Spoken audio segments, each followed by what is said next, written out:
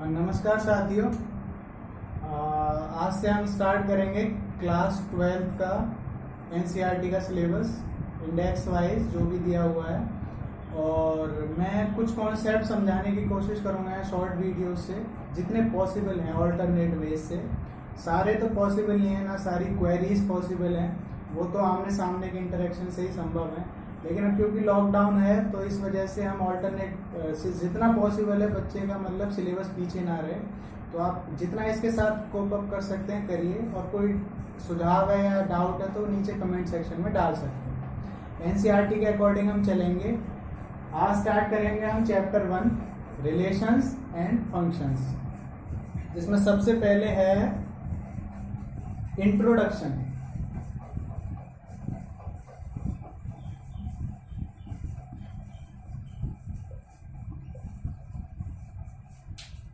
तो relations and functions, relation and function से पहले जरूरी है कि हमको सेट पता हो, एलिमेंट पता हो, जो कि 11th का सिलेबस है। पीछे वीडियोस भी हैं मेरी, उसको भी देख के अगर कुछ मदद मिल जाए तो ले सकते हैं आप। तो रिलेशन की बात होगी तो दो सेट्स की बात होगी।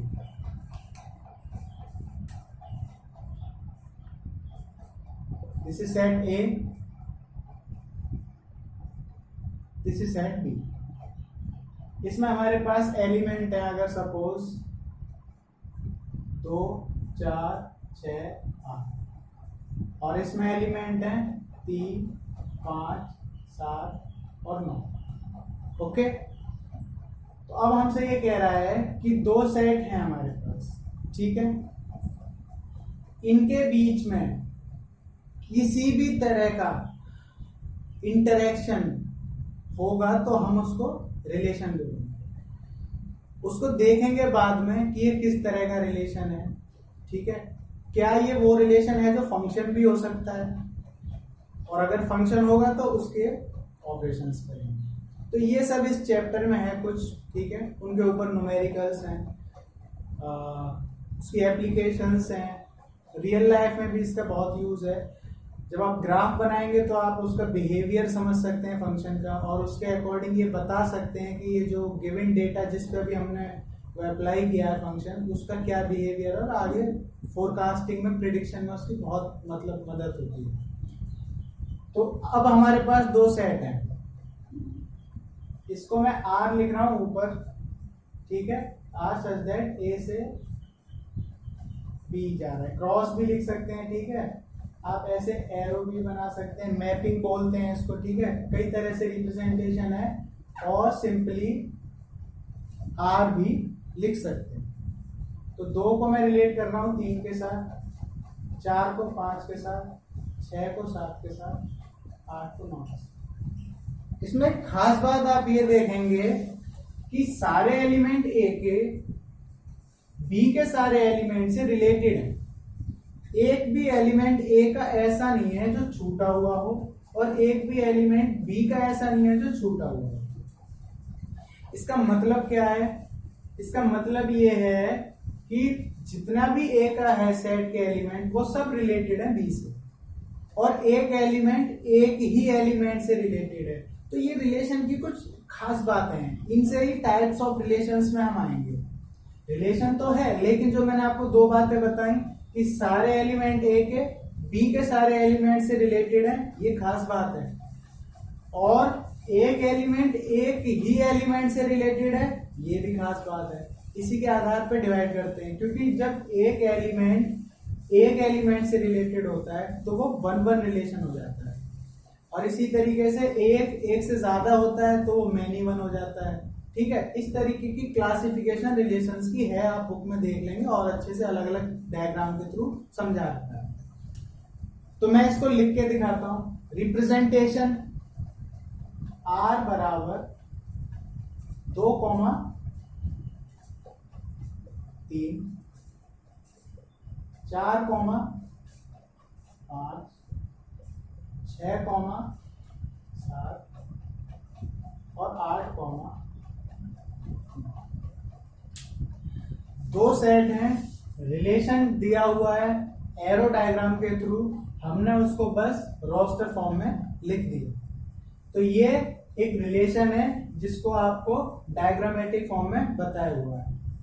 रिलेशन कहीं भी हो सकते हैं। उदाहरण के तौर पे सेट बिल्डर फॉर्म में ए का बी के साथ ये रिलेशन भी होता है, A is sister of B, B is sister of A is father of B. जो भी रिलेशन होते हैं किन्हीं भी दो लोगों के बीच में या किन्हीं भी दो सेट्स में, वो सब रिलेशन में आते हैं। तो उनको आप कैसे लिखेंगे?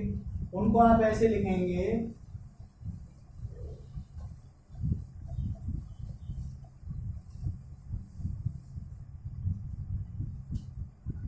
आर लिखेंगे सबसे पहले क्योंकि आप रिलेशन बता रहे हैं। उसके बाद ये क्योंकि जितने भी उसके ऑर्डर्ड पेयर हैं सेट के अंदर आएंगे। सपोज आप रिलेशन बताना चाह रहे हैं ए और बी के बीच में, ठीक है। तो अगर सेट बिल्डर फॉर्म में लिखना चाह रहे हैं तो आप बताएंगे ए इज ए, हटा देता हूं, ए इज ब्रदर ऑफ बी। तो अब जो भी ए और बी के बीच में ब्रदर का रिलेशनशिप होगा वो सब इसमें आ जाएंगे। जैसे अगर मोनू सोनू के बीच में है, ठीक है, रमेश के और सुरेश के बीच में, तो ये सब इसमें आ जाएंगे।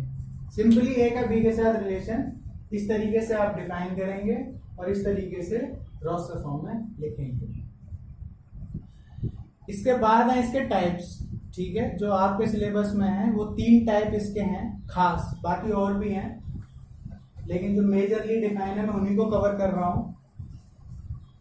बहुत सी चीजें इसमें छूटेंगी वीडियोस में, तो वो आप बुक का रेफरेंस ले सकते हैं। और अगर मेरी और बुक की उसमें कोई भी आपको कॉन्फ्लिक्ट मिलता है तो आप एनसीईआरटी को फॉलो करेंगे।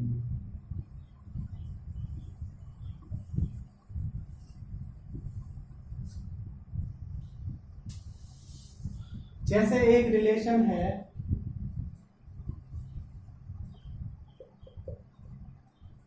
रिफ्लेक्सिव, सबसे पहला टाइप। अभी तक तो हमने ये पढ़ा कोई भी दो सेट रिलेटेड है उनको ऑर्डर्ड पेयर की फॉर्म में लिख दो, वो सब उसके कार्टेशियन प्रोडक्ट हो जाते हैं। अब रिफ्लेक्सिव रिलेशन का क्या मतलब है? रिफ्लेक्सिव रिलेशन का मतलब ये है कि ए का ए के साथ रिलेशन एग्जिस्ट होना चाहिए where A belong to set A, कोई भी सेट ए जो डिफाइन है, तो आर में ये वैल्यू आनी चाहिए। कहने का मतलब उदाहरण से समझते हैं, ठीक है।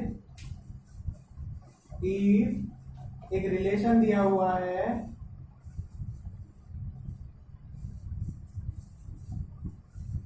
रिफ्लेक्सिव के लिए आप ले सकते हैं, जैसे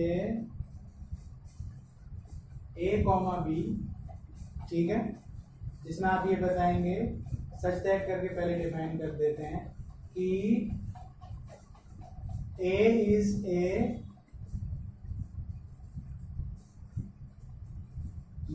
इसमें क्या हो सकता है, सपोज हम ले लेते हैं रिफ्लेक्सिव के लिए A is parallel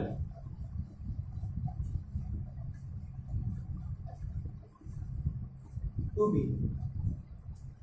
हमने ये रिलेशन ले लिया, A कॉमा B के बीच में क्या रिलेशन है, A is parallel to B, ठीक है। ये दो लाइंस का रिलेशन है, ये भी एक लाइन है या कुछ भी हो सकती है, A is parallel to B होना चाहिए। तो हम ये कह रहे हैं अगर हम A रिफ्लेक्सिव इसको चेक करेंगे कि ये रिफ्लेक्सिव है कि नहीं, तो इसके लिए हम ये देखेंगे कि क्या ए पे पैरेलल होता है, मतलब बी की जगह सिंपली आप बस ए लिख देंगे, आप ऐसे ही उठाएंगे तो क्या स्टेटमेंट बनेगी, ए इज पैरेलल टू ए। तो ए इज पैरेलल टू ए, ये वाली डेफिनेशन आपको चेक करनी है। अगर ये पॉसिबल है कि ए के पैरेलल होता है, कोई लाइन खुद के ही पैरेलल होती है, तो ये वाली बात है। तो अगर ये ऐसा होता है, ठीक है, तो ये रिफ्लेक्सिव हो जाएगा। अगर ये नहीं होता है तो ये रिफ्लेक्सिव नहीं होगा। जैसे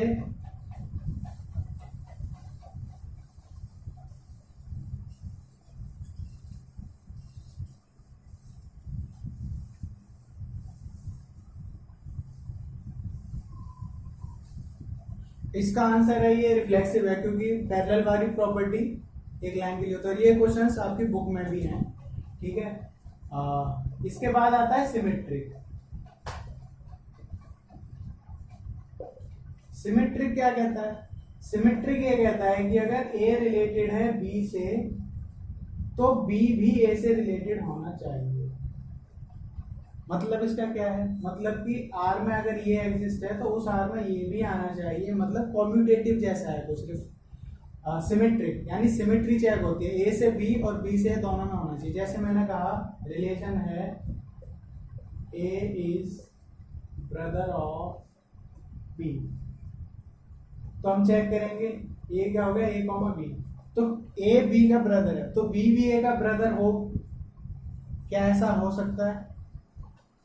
ऐसा हो भी सकता है, नहीं भी हो सकता है, क्योंकि जरूरी नहीं है कि ए, अब इसमें क्या लिखा है कि ए बी का, ए इज ब्रदर ऑफ बी, तो ए तो क्या हो गया, मेल है, लेकिन हो सकता है बी फीमेल हो, तो बी तो सिस्टर हो जाएगी। बी कॉमा ए आप जैसे चेंज करेंगे तो बी इज सिस्टर ऑफ ए, लेकिन रिलेशन कह रहा है कि बी इज ब्रदर ऑफ ए होना चाहिए, तो ये इसमें नहीं आएगा।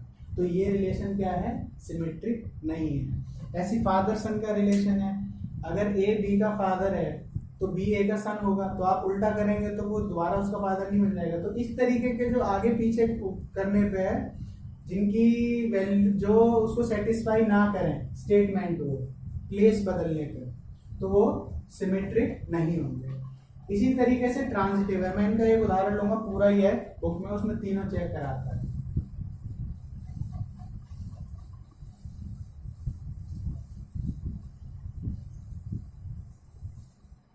इसमें क्या है, ट्रांजिटिव, ये रिलेशन। तो ट्रांजिटिव रिलेशन क्या कहता है? ट्रांजिटिव रिलेशन ये कहता है कि अगर ए और बी का रिलेशन है और बी और सी का रिलेशन है, तो वो रिलेशन तब ट्रांजिटिव कहलाएगा जब उसी रिलेशन में ए और सी का भी रिलेशन एग्जिस्ट करे। ठीक है, इसका क्या मतलब है? इसका मतलब वही परपेंडिकुलर वाला एक एग्जांपल है। जैसे मैं रिलेशन कहता हूं कि L1, L2 such that L1 is perpendicular to L2। ये क्वेश्चन है हमारे पास, बुक का ही क्वेश्चन है ये। L1 और L2 के बीच में रिलेशन ये है कि L1 is perpendicular to L2। हमको चेक करना है कि ये रिफ्लेक्सिव है कि नहीं है, सिमेट्रिक है कि नहीं है, ट्रांजिटिव है कि नहीं है। तो इसको पूरे को क्वेश्चन को सॉल्व कर लेते हैं, अच्छा समझ में आएगा।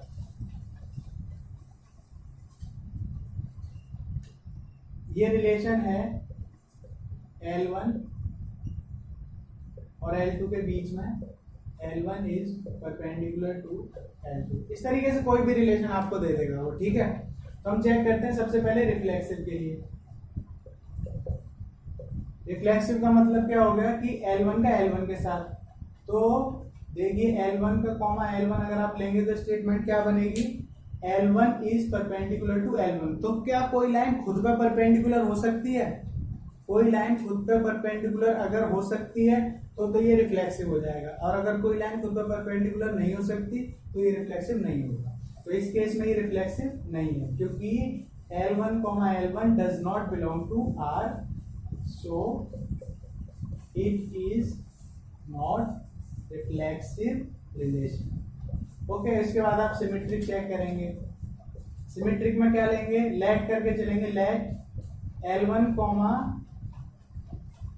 L2 बिलोंग कर रहा है R को। इसका मतलब क्या है कि L1 L2 पर परपेंडिकुलर है, ये हमने लेके चले। अब हम चेक करेंगे क्या उल्टा करने पर, अगर मैं यहाँ पे अब L2 ले लूं और यहाँ L1 ले लूं, तो स्टेटमेंट क्या बनेगी, L2 is perpendicular to L1। तो अगर L1, सपोज ये L1 है और ये L2 है, तो अगर L1 L2 पे परपेंडिकुलर है तो L2 भी तो L1 पे परपेंडिकुलर है, क्योंकि म्यूचुअल परपेंडिकुलर है। तो इसका मतलब क्या है कि यहाँ पे आप स्टेटमेंट लिखेंगे पूरी की, L1 is perpendicular to L2, so L2 is also perpendicular to L1। उसके बाद लिखेंगे L1 बिलोंग टू R। इस तरीके से क्या हो जाएगा, ये सिमेट्रिक हो जाएगा। ट्रांजिटिव के लिए आप चेक करेंगे, लैग करके चलेंगे, इसको मिटाना पड़ेगा।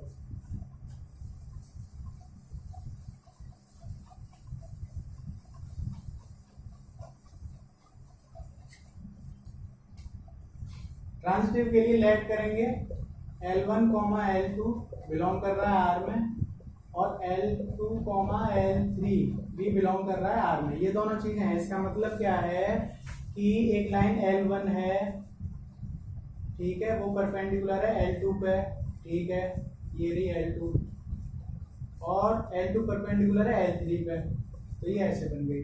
अब हमारा ट्रांजिटिविटी क्या कहती है कि L1, L3 ट्रांजिटिविटी कहती है L1, L3 भी रिलेशन में आने चाहिए। L1, L3 अगर रिलेशन में आएंगे तो उसका मतलब ये होगा कि L1, L3 में परपेंडिकुलर होने चाहिए, लेकिन L1, L3 के पैरेलल है, परपेंडिकुलर नहीं है, तो क्या होगा, it does not belong to R, तो ये ट्रांजिटिव नहीं है। तो इसी तरीके से आप डिफरेंट रिलेशंस चेक करेंगे, ठीक है, कि ये सिमेट्रिक है कि नहीं है, रिफ्लेक्सिव है कि नहीं है, ट्रांजिटिव है कि नहीं है। एक तो मैंने उदाहरण करा दिया है, इंट्रोडक्शन करा दिया है, बाकी एक मैं और आपको बता देता हूँ कि रिफ्लेक्सिव लास्ट में कि कभी भी दो सेट होते हैं तो दोनों के बीच में कुछ रिलेशंस होते हैं, उनके आधार पर उसको हम क्लासीफाई करते हैं। सिलेबस में हमको 3 दिए हुए हैं।